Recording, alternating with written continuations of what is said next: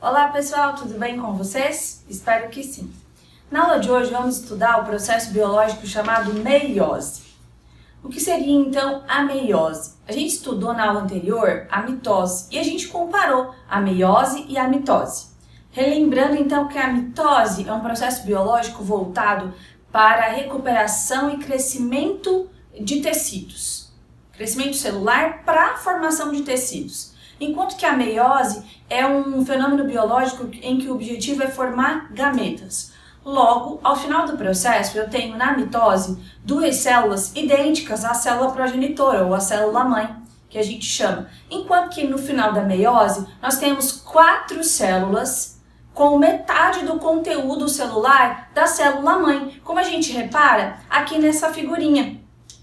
Nesse slide que eu estou mostrando para vocês, nós temos uma célula progenitora, 2 Ns, e ela aqui no processo chamado meiose 1, ela forma 2 células, também N, e que é chamado então de reducional. E que ao final do processo, a meiose 2 vai transformar essas 2 células N em 4 células N, chamando então de etapa equitativa. Muito bem, vamos conhecer o processo então de meiose propriamente dito. A meiose ela é dividida em 2 etapas, a meiose 1 e a meiose 2. Ambas possuem os mesmos eventos que inclusive levam o mesmo nome adicionado dos números romanos 1 e 2. Então nós temos a prófase, a metáfase e a anáfase e telófase 1. Na meiose 2 nós temos a prófase, a metáfase, a anáfase e telófase 2. Obviamente que esses processos iniciam e terminam diferentes, mas o evento em si acontece de forma muito semelhante e é o que a gente vai estudar agora em diante. A meiose, então, o objetivo da meiose é a formação dos gametas, que a gente então chama de ovogênese, que é a formação então do ovócito secundário. Ao final desse processo são formados exatamente 4 células N, porém somente uma célula evolui para a liberação, que é chamado de ovulação, enquanto que as outras 3 células elas são reabsorvidas pelo organismo. Já na espermatogênese são produzidas 4 células N. De cada uma de uma célula progenitora, nós temos no final 4 células N, 4 células viáveis. Então essa é alguma das diferenças entre a ovogênese e a espermatogênese, que a gente vai ver isso em outra disciplina, em outro momento. Hoje nós vamos estudar exclusivamente a meiose, como que se dá então a divisão do conteúdo genômico nesse processo. Então, a meiose 1, a primeira etapa da meiose 1, é chamada de prófase 1. A prófase 1 ela é um período extremamente longo, tá? Maior que a etapa, que a prófase da mitose. Ela é muito maior e ela é dividida em outras etapas menores que a gente vai estudar a partir de agora. Então, a primeira etapa da prófase 1 é chamada de leptóteno. O que acontece nessa etapa? Aqui o DNA já foi duplicado, certo? Porque ele está vindo de uma intérfase. O mesmo processo que acontece na mitose acontece na meiose. A célula passa então pela parte de intérfase, G0, S, G2, então a parte da intérfase, e depois que ela termina a intérfase, ela entra para a mitose, para a meiose nesse caso. Então, a primeira etapa da meiose 1 seria a prófase 1, que é dividida em outras etapas. E a primeira etapa da prófase 1 é o leptóteno. Aqui, então, o DNA já foi dividido e multiplicado, e os cromossomos começam a se condensar. Então, reparem nesse desenho que o que a gente tem? Então, a gente tem a formação dos centríolos que vão começar a formar os fusos, certo? Os cromossomos ainda estão muito finos e começam a se condensar, tendo principalmente a formação dos fusos como o principal evento dessa etapa. A segunda etapa é o zigóteno, que é quando a gente tem então a aproximação dos cromossomos homólogos. Então a gente tem, a célula entrou com um par de cromossomos 1, que foram multiplicados. Então nós ficamos com 2 pares de 1. Nós temos os cromossomos as cromátides irmãs e os cromossomos homólogos, certo? Eles se aproximam, parzinho com parzinho, se aproximam. E aí evolui para a próxima etapa, que seria o paquíteno. No paquíteno, os cromossomos eles já estão estritamente unidos. Tão unidos que eles começam a fazer uma troca de segmentos, né? Pode ser segmentos curtos ou segmentos longos, que a gente chama de crossover. Nessa ilustração você consegue ver. Então a gente tem aqui a aproximação dos dois pares, né? Por exemplo, aqui os 2,1, então 4 cromátides a gente tem, e elas podem trocar de segmentos. Essa troca de segmentos, esse evento biológico, é o que nos dá essa tão grande variabilidade genética entre as espécies. Porque nesse momento, lembrando lá da primeira lei de Mendel, que cada indivíduo ele traz fatores ou genes dos seus progenitores, um grupo, né? Ele é formado por um grupo de cromossomos que veio metade de um progenitor, metade de outro progenitor.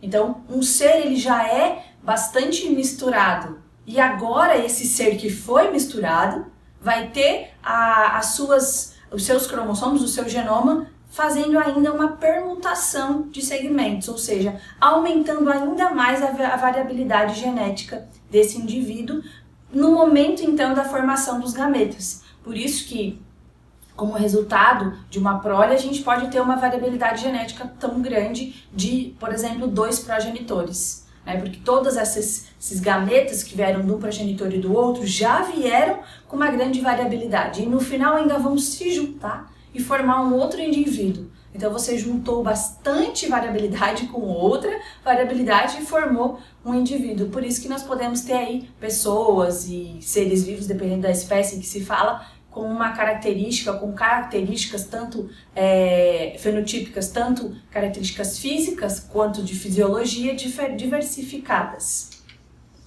E aí nós vamos para a próxima etapa, que seria o diplóteno. Nessa etapa, então, as cromátides que se aproximaram, fizeram um crossover na etapa anterior, agora elas se separam, no sentido de que elas não ficam tão grudadinhas, voltam cada uma para o seu par. E aí entra para a última etapa da prófase, que é chamada de diacinese.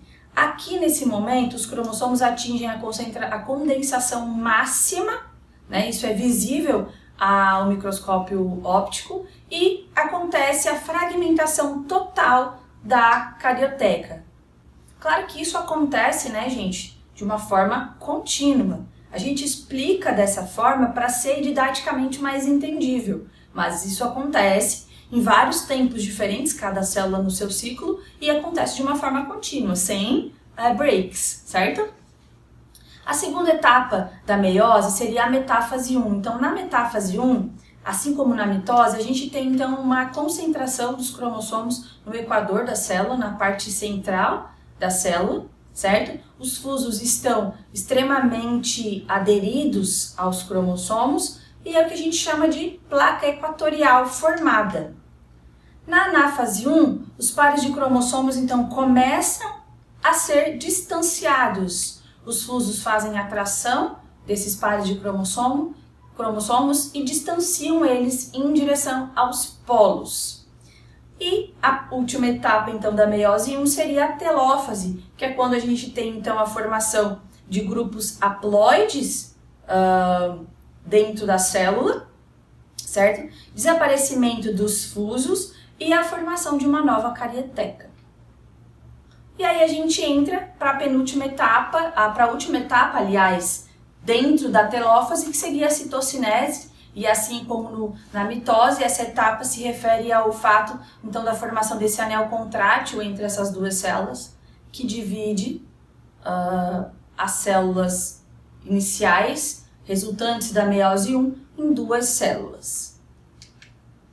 Essas duas células imediatamente entram para a meiose 2, elas não entram para a intérfase.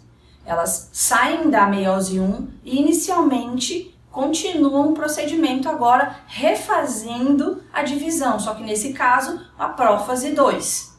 Aqui na prófase 2, então, os cromossomos se condensam aos pares. Novamente, voltam a se condensar. Forma-se novamente os centríolos e os fusos já entram em contato com os cromossomos.